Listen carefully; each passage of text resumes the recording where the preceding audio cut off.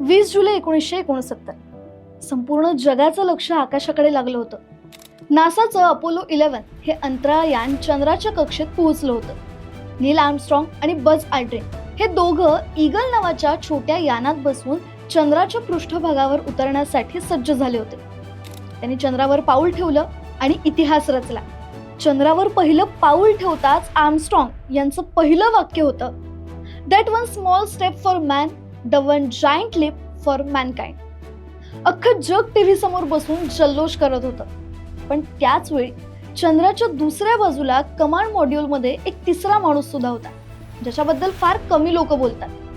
ते होते Michael Collins, ज्यांना इतिहासाने जगातील सर्वात एकटा माणूस म्हणून संबोधलं. पण त्यांच्यासोबत नेमकं काय झालं होतं आणि काय होती त्यांची कहाणी, जाणून घेऊया. तर याची सुरुवात होते 1960च्या दशकात. तेव्हा अमेरिका आणि रशियामध्ये अंतराळात जाण्यासाठी मोठी चढाओढ लागली होती, जी स्पेस रेस म्हणून फेमस आहे. तेव्हा अमेरिकेने चंद्रावर जाण्याचं स्वप्न पाहिलं आणि एक मिशन सुद्धा आखलं, अपोलो 11 मिशन. या मिशनसाठी अनेक हुशार पायलट्सची टेस्ट घेतली गेली. शेवटी नील आर्मस्ट्रॉंग, बज आल्ड्रिन आणि मायकल कॉलिन्स या तिघांची निवड झाली. पण प्रश्न हा होता की चंद्रावर कोण उतरणार आणि वर यानात कोण थांबणार. आता नासाने ठरवलं की नील आर्मस्ट्रॉंग हे शांत डोक्याचे आहेत, त्यामुळे ते मिशनचे कमांडर असतील.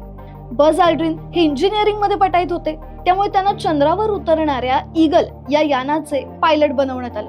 पण या दोघांना सुरक्षितपणे परत आणण्यासाठी एका अत्यंत अनुभवी पायलटची गरज होती, जो मुख्य यान म्हणजे कोलंबिया एकटा हाताळू शकेल. ही सर्वात कठीण जबाबदारी मायकल कॉलिन्स यांना देण्यात आली.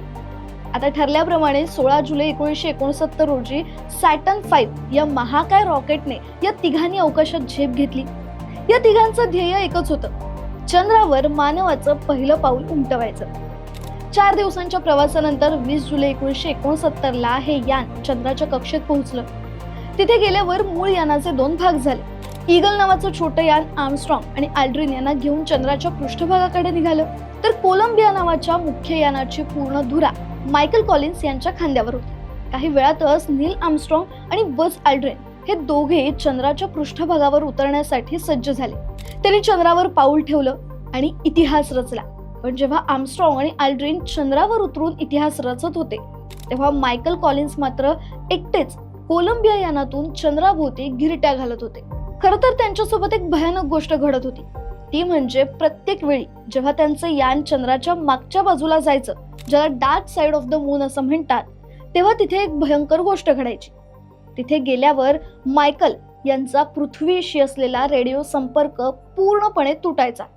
सलग 48 मिनिटांसाठी. विचार करा, तब्बल 48 मिनिटांसाठी ते जगापासून पूर्णपणे डिस्कनेक्ट झाले होते. त्या वेळात त्यांना ना नासाकडून काही सूचना मिळायच्या, ना त्यांच्या साथीदारांकडून.